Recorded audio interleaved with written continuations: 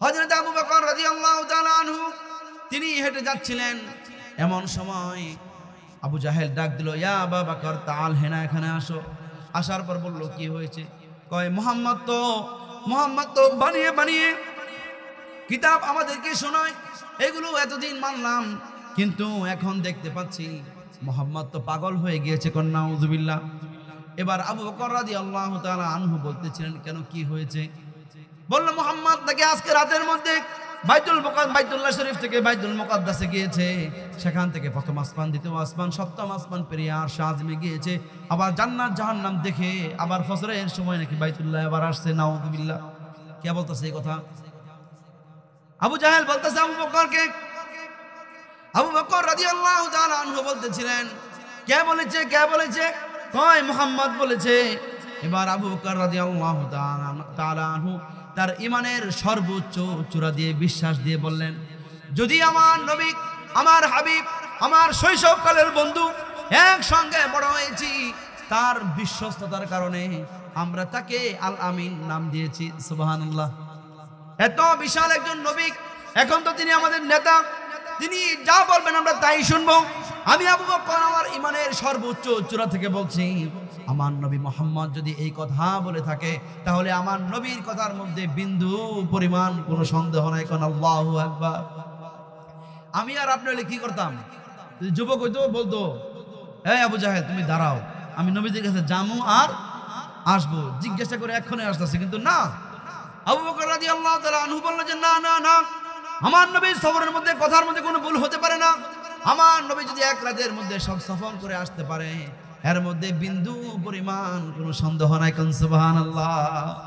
ওমর ফারুক রাদিয়াল্লাহু তাআলা আনহু বলতেছিলেন, ইয়া রাসূলুল্লাহ আইনা আনতা? কানা ফিল বাইত ফাতাফাদ্দাল। কোথায়? উখরুজ, আপনি বের হন। তিনি বললেন, কেন? বললেন, আজকে মক্কাতুল মুকাররমার মধ্যে আজকে আযান হবে। আল্লাহু আকবার। এবার হযরত মুহাম্মদ সাল্লাল্লাহু আলাইহি ওয়াসাল্লাম বলেন, ওমর পাগলামি করো না। বললেন, না না না, পাগলামি নয়, আমি ওমর হয় আজকে বেঁচে যাব, হয়তো আজকে আমি গাজী হব, না হয় শহীদ হব। ঠিক না বে ঠিক?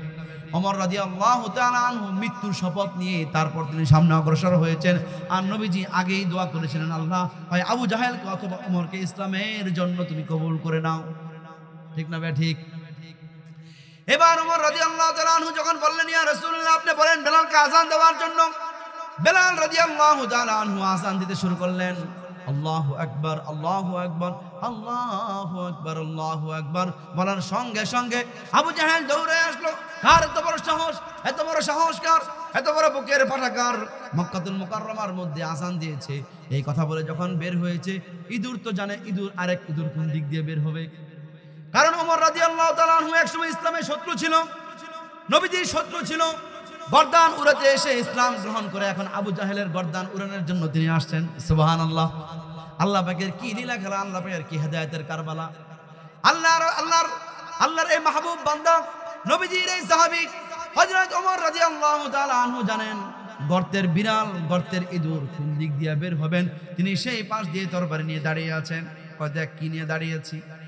এবার ওমরকে বলল, ওমর বলল, এবার ওমর রাদিয়াল্লাহু তাআলা আনহু বললেন, ও আবু জাহেল, যদি তুমি বাঁচতে চাও তাহলে ফিরে যাও, যদি সামনে অগ্রসর হও, এই যে আমি কোষ উন্মুক্ত করব আর তোমার গর্দান নামিয়ে দেব মাটির মধ্যে।